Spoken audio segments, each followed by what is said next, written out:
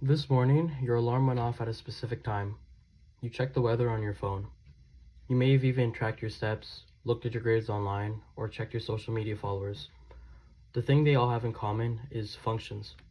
Functions help computers make predictions, businesses set prices, scientists model the world, and even apps calculate the fastest route to your destination.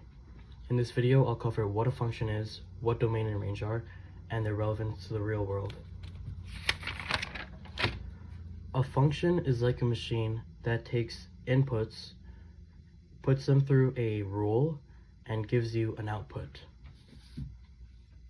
An integral part of functions is that each input only corresponds to one output.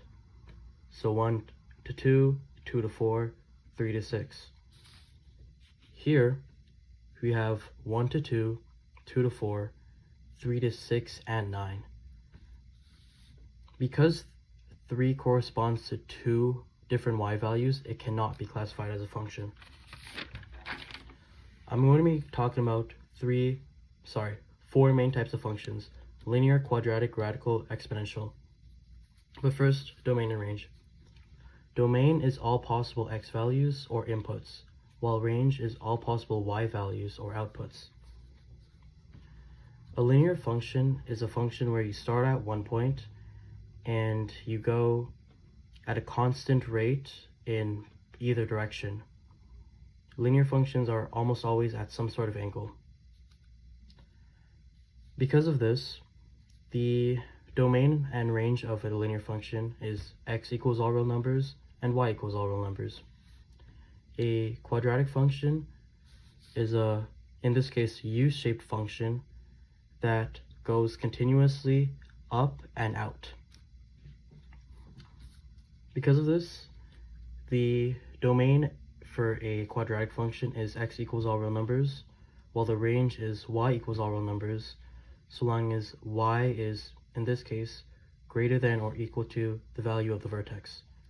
If this parabola were opening downwards, then it would be if y were less than or equal to the value of the vertex. Here we have, I'm not sure if you can see that well, here we have a radical function. A radical function is a function where the x value is the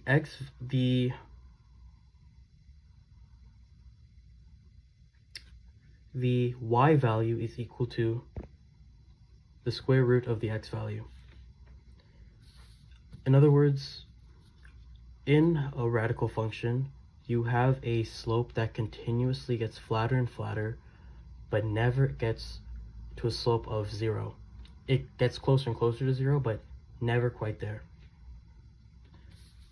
Because of this, a radical function, at least in its parent form, has the domain of x equals all real numbers, so long as x is greater than or equal to 0, and range of y equals all real numbers, so long as y is greater than or equal to 0. An exponential function is a function where, in this case, being exponential growth, here the y-intercept is 1, and it continuously grows at a faster and faster rate. In this case, the domain is x equals all real numbers, because this also extends this way infinitely, whereas the range is y equals all real numbers, so long as y is greater than a being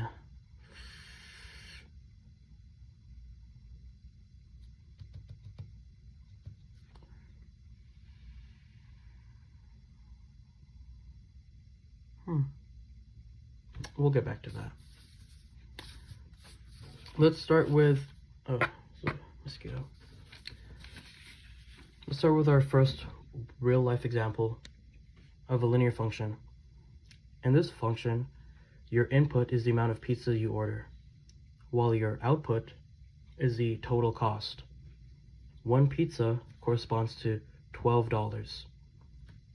As you can see here, the total cost is increasing at a continuous rate.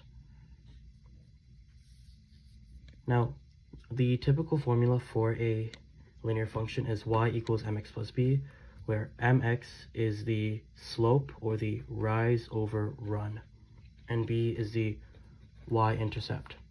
Quadratic function can be represented by the flight path of a ball. In this case, the flight path of a volleyball leaving the setter's hands.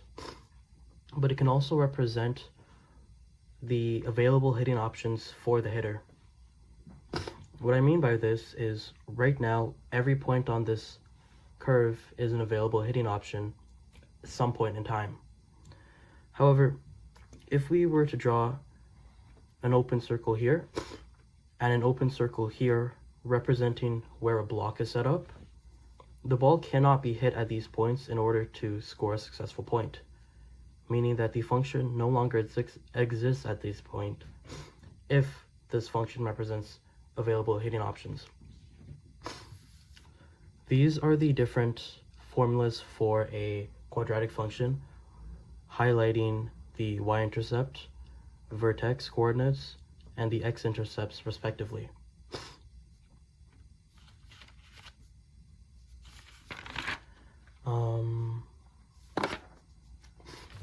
Radical function. A real-life example of a radical function is how the area of a room gets bigger faster than the side lengths of it do. Here you can see the boxes' side lengths are increasing by 1. However, their areas are increasing at a much faster rate. This is kind of like a 2D version of the square cubed law. Here, the area is our input, and the side length is our output. Here you can see the domain of this is x equals all real numbers, so long as x is greater than or equal to 0. You can't have a negative area, so it cannot be less than 0. Similarly, for the side length, it is y equals all real numbers, so long as y is greater than or equal to 0. And the general formula is y equals root x. A real-life example of an exponential function is how one person can see a social media video, share it to 2 of their friends, which each share it to 2 of their friends, and so on and so forth. Here, this is a simple sketch of what the function would look like when graphed, and you can see that it starts low and it exponentially increases. Now, here the domain is x equals all real numbers, generally for an exponential function. However, in this specific case, the domain is x equals all real numbers, so long as x is greater than or equal to 0, because you can't have -5 people seeing a video. Range generally is y equals all real numbers, so long as y is greater than 0.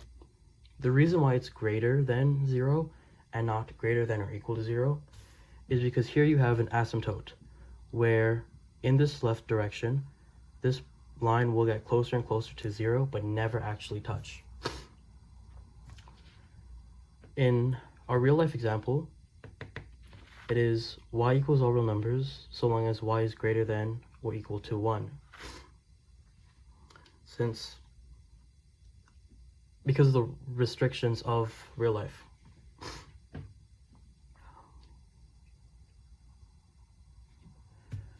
The general formula for an exponential function is y equals a times b to the power of x, where a is your initial amount, b is your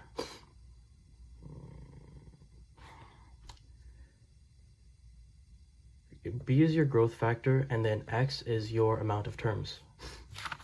In this case, p refers to the popularity, or how many people in total have seen the video. 1 refers to the you, the first person to see it, and 2 because each person spreads it to 2 people. Now, this x refers to terms. And let's say if the video were to stop being shared here for some reason, like if it were to be deleted, this x would now be a 1, 2, 3, 4, a 5. 1 times 2 to the power a 5.